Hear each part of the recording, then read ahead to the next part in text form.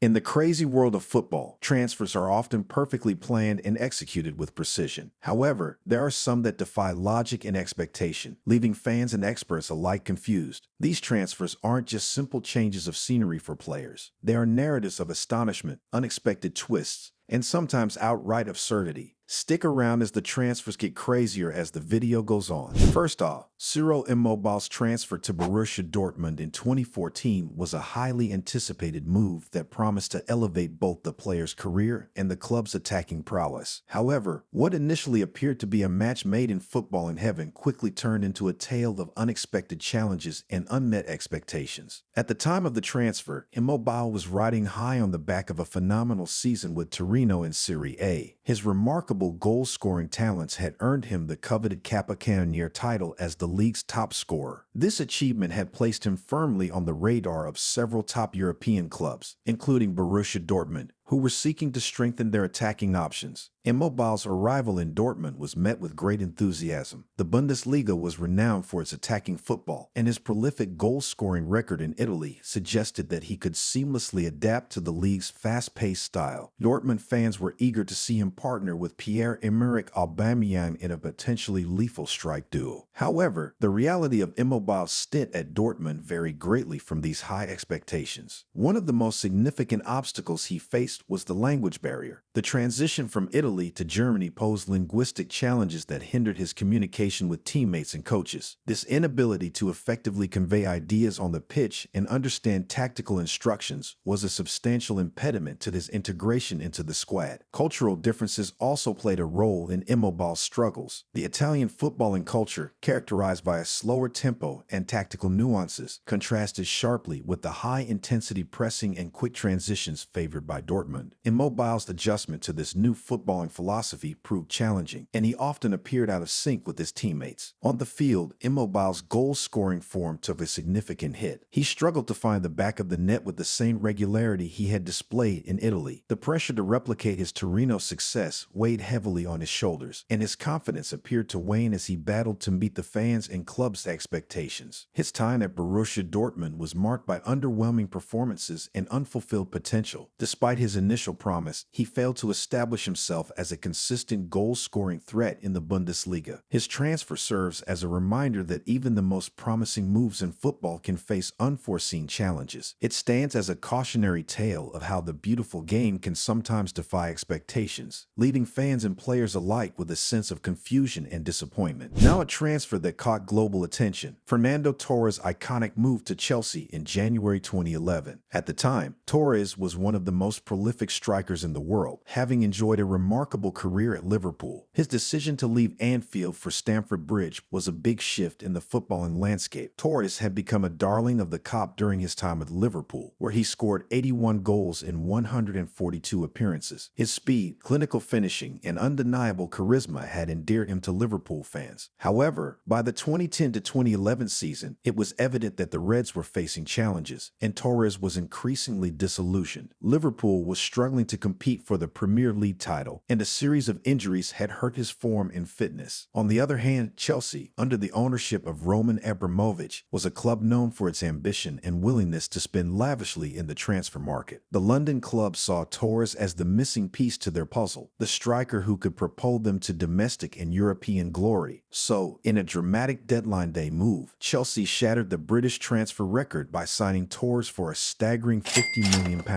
The transfer stunned the footballing world for several reasons. Firstly, the fee was astronomical, especially for a player who had struggled with injuries and a loss of form. Secondly, Torres was leaving a club where he was an icon and heading to a club with a reputation for frequently changing managers and tactics. It was a bold but a risky move for the Spaniard. Unfortunately for both Torres and Chelsea, the transition did not go smoothly. He struggled to replicate his Liverpool form, and his goal-scoring touch seemed to have deserted him. The weight of the British transfer record hung heavily around his neck, and the expectations were immense. Torres' struggles were intensified by the fact that Chelsea was undergoing a period of managerial instability, with multiple changes in the dugout. Despite the initial struggles, Torres did experience moments of brilliance during his Chelsea career, most notably scoring in the semifinals of the UEFA Champions League against Barcelona. However, his time at Chelsea would forever be defined by unmet expectations and a sense of unfulfilled potential. Torres' move to Chelsea remains one of the most expensive and scrutinized transfers in football history, a testament to the high-stakes nature of the sports transfer market. Hey guys, sorry to interrupt the video, but I just wanted to say that if you are enjoying the video and would like to see more of our content in the future, make sure to hit that subscribe button. Thanks, and back to the video. During the same transfer window as Fernando Torres' move, Andy Carroll's shift from his boyhood club Newcastle United to join Liverpool FC took place in a last-minute deadline day transfer, caused shockwaves that were felt far and wide, leaving fans, pundits, and even Liverpool supporters themselves puzzled. At the heart of the astonishment was the astronomical transfer fee. Liverpool shelled out a staggering £35 million for Carroll, making him the most expensive British player at the time and one of the costliest transfers in English football history. This exorbitant price tag raised eyebrows, as Carroll's relatively short and inconsistent career did not seem to justify such an investment. The move was, in many ways, a response to Chelsea's acquisition of Fernando Torres from Liverpool for an equally eye-watering fee. Liverpool was scrambling to fill the void left by Torres, and the Carroll transfer felt like a knee-jerk reaction to compensate for the departure of their star striker. Furthermore, the timing of the transfer added to its weirdness. It occurred on the final day of the January transfer window, a period notorious for frenzied and often irrational deals. Liverpool's willingness to spend so lavishly on a player with limited Premier League experience and a history of injuries baffled many observers. Despite his potential, he too struggled to live up to the immense expectations at Liverpool. Injuries plagued his time at the club, limiting his playing time and hindering his ability to find consistent form. The style of play at Liverpool also seemed ill-suited to his strengths, as the team transitioned away from the traditional target man approach. Ultimately, the Andy Carroll transfer to Liverpool serves as a stark reminder of how the pressures of deadline day, the desire to replace a departing star, and the lure of a powerful but unproven talent can lead to astonishing and often regrettable decisions in the world of football. Jonathan Woodgate's transfer to Real Madrid in 2004 remains one of the most surprising and ill-fated moves in football history. At the time, Woodgate was a highly rated English defender, known for his solid performances at Leeds United. However, his journey to the Spanish capital was marred by a series of unfortunate events that defied all expectations. Real Madrid, a club synonymous with glitz and glamour, raised eyebrows when they signed Woodgate for €20 million.